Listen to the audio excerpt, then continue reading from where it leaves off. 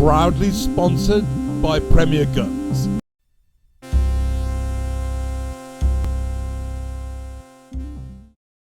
Morning, Louisa. Hi, Alex. How are you? I'm all right, thanks. Thanks for joining me today. First question I want to ask you is, how do you justify the voluntary 50p levy on people that are already paying, in some cases, thousands to go game shooting?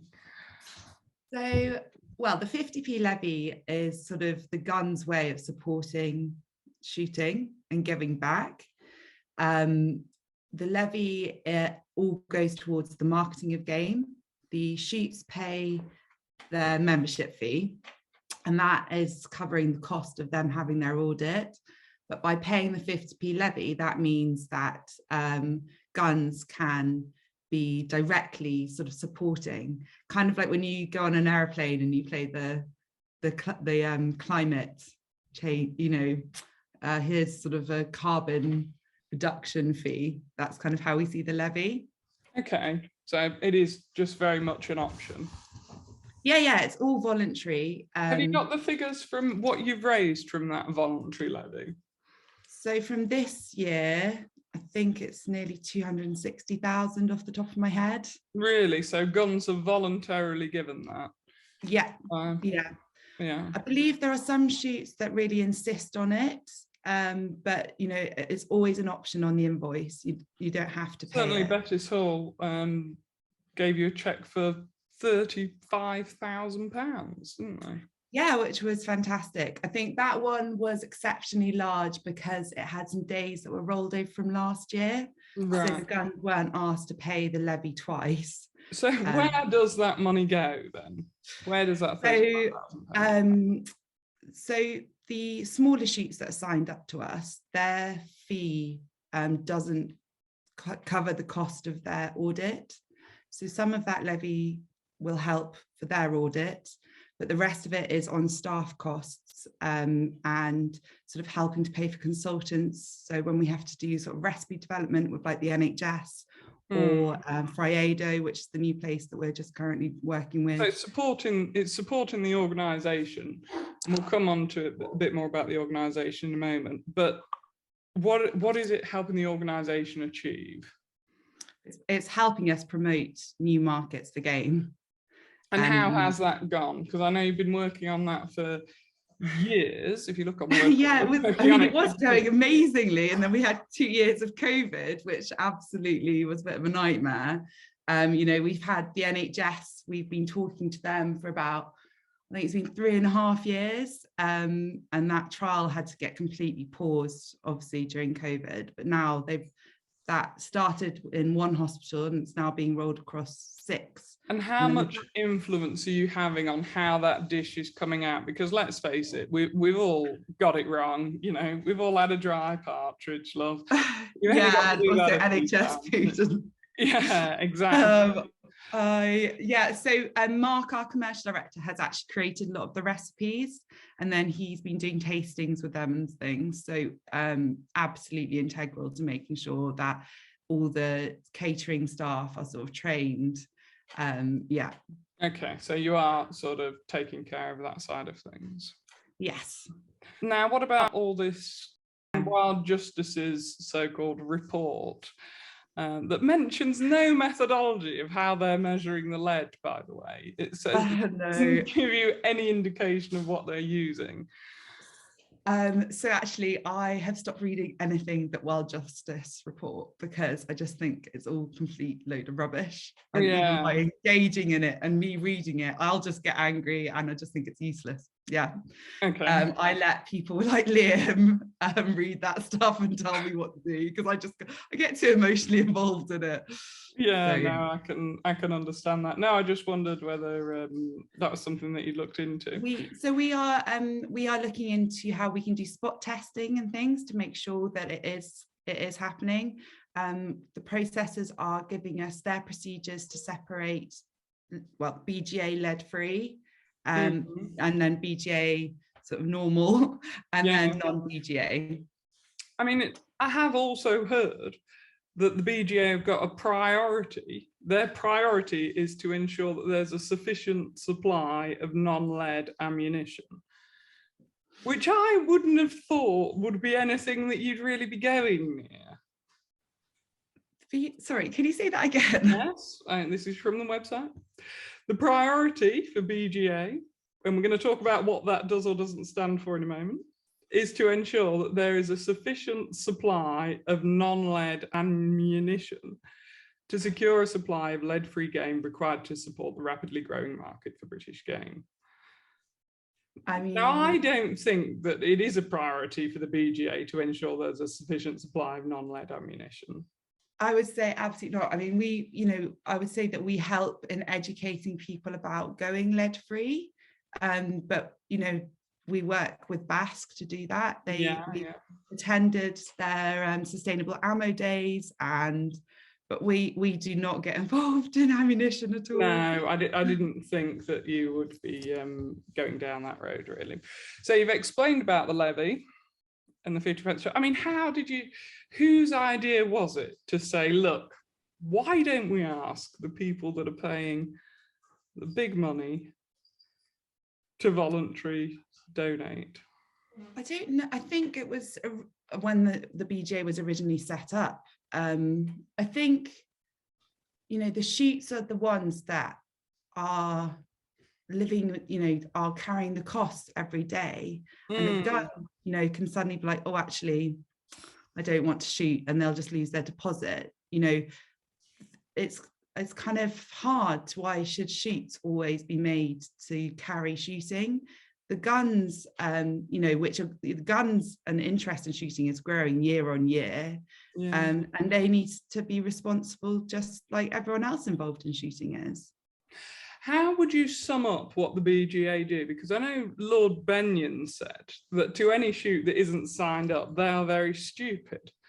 But didn't really say why, and like Sir Geoffrey couldn't sum it up in a few words as to what the BGA, So the most important thing that the BGA is doing is creating this self-regulatory shield around shooting. And that by doing that, that means that we can show government that we are looking after ourselves. We are pushing out bad practices. And, that is so much better than getting the government coming in and dictating what we're going to do, what they want us to do.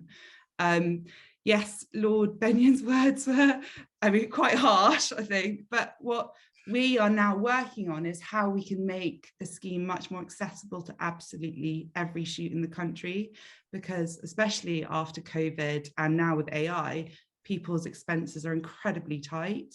So actually in the next week, or sort of 2 weeks, we're going to be announcing about some changes to the scheme to make it more accessible for everybody.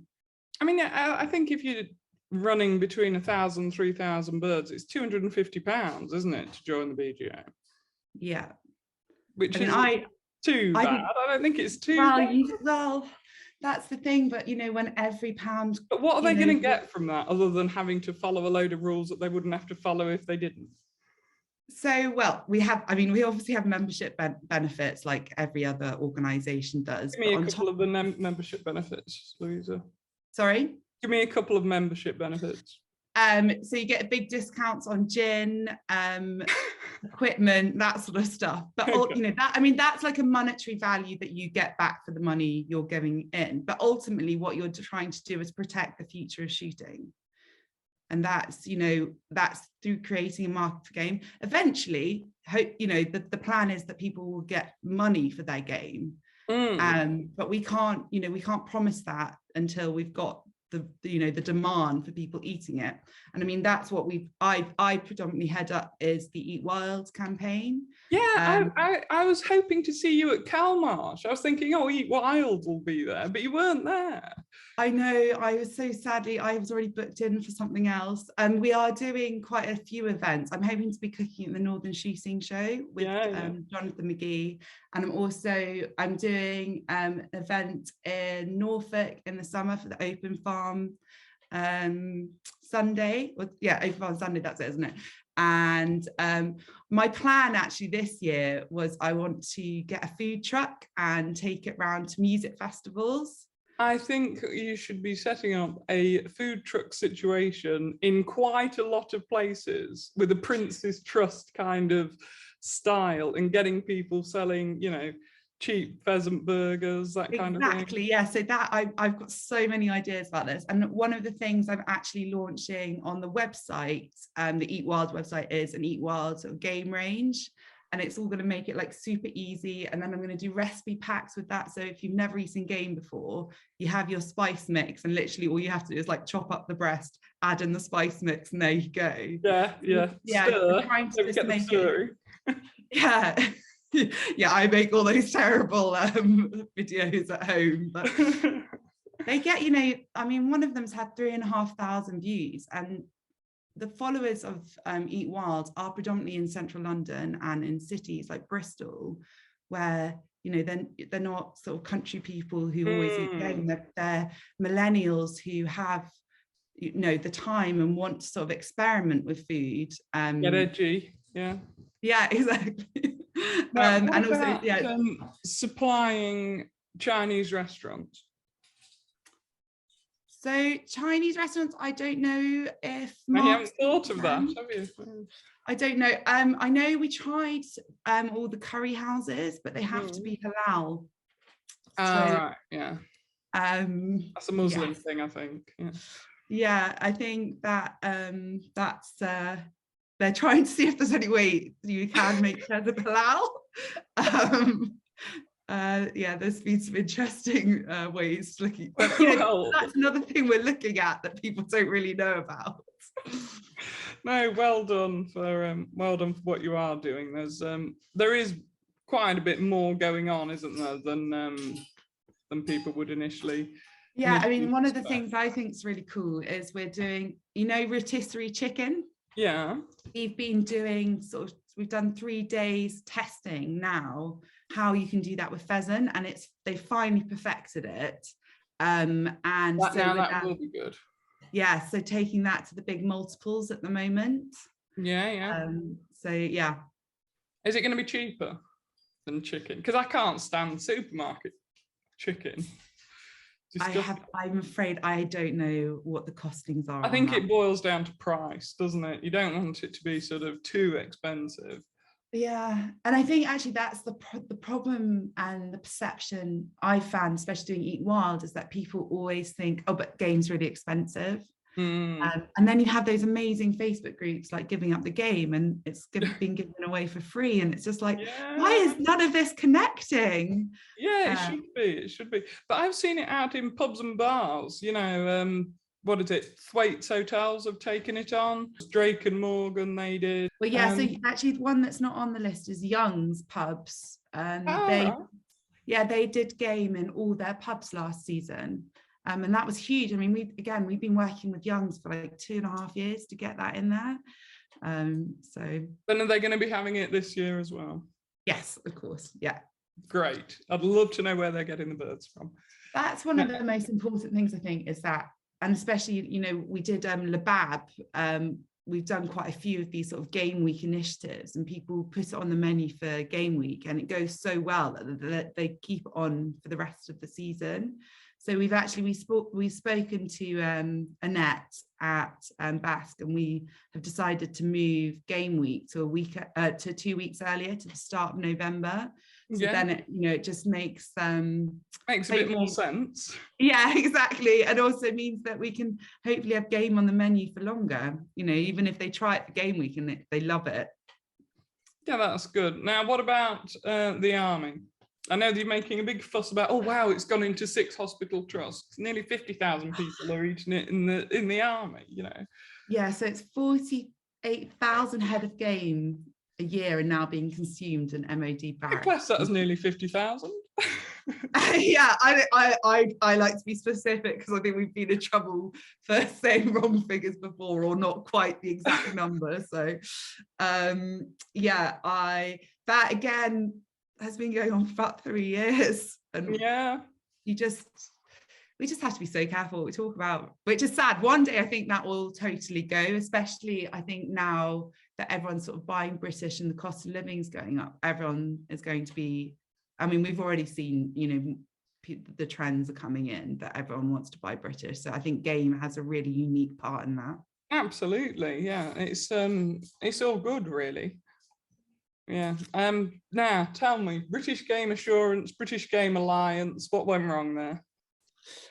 So that was obviously Liam took over, and he basically said he got so fed up explaining what Alliance is doing, and we thought we'd just put the name on the tin. So British Game Assurance came about. I also think that we need to sort of move ourselves away, because we're not a membership organisation. You know, you register your shoot, you have an audit, you don't sort of just very kindly give us a donation every year. You actually have to be actively involved and show that you are, you know, adhering to best practice. Yeah. So that was another reasoning from changing it. It's like you've invented your own Ofsted, isn't it, basically? Well, not really, because, you know, we've got Red Tractor Farm Assurance, but I mean, no one knows that it's Red Tractor Farm Assurance. They just say, I didn't know that. Yeah, so it's, and I mean, imagine one day, you know, in 25 years time, when we've been going as long as Red Tractor, maybe we'll just be known as British Game. Who knows? Who knows? Yeah, fingers crossed. I wouldn't like to say that we've just invented it. You know, you've got Lord Benyon saying that it needs to be done. So government are aware, you know. Yeah, you've certainly got the support, I suppose, where you need it. And there's probably just a bit more of a lack of understanding in terms of the general public as to why we need to be regulating ourselves when we're already coming under I agree, totally regulation. You know, so that's mainly why I wanted to talk to you today, really, to ask you, you know, how you got away with charging people, asking for voluntary contributions when people are already paying thousands. But I think you've given me some reasonable answers. Louisa, is there anything else you wanted to add? No, I mean, I'm sorry if I haven't been particularly eloquent. But, no, you've been absolutely fine. If there's nothing else, I'll actually, this week, sorry, we're doing this week we're doing an initiative called Plan for the Plates. Obviously, a lot of people don't know if they're even getting game this season, and we are really aware of that. But we just want to make sure that, you know, you just talk to your game dealer and say, look, I don't know, it might be coming in late, just so that they can then plan and let, you know, the end user know, sort of thing. It's really important if we can just all be having that communication line. Okay, well, thanks a lot for that, and I'll see you soon. Brilliant, thank you very much. Thank you. With Alex Sayer.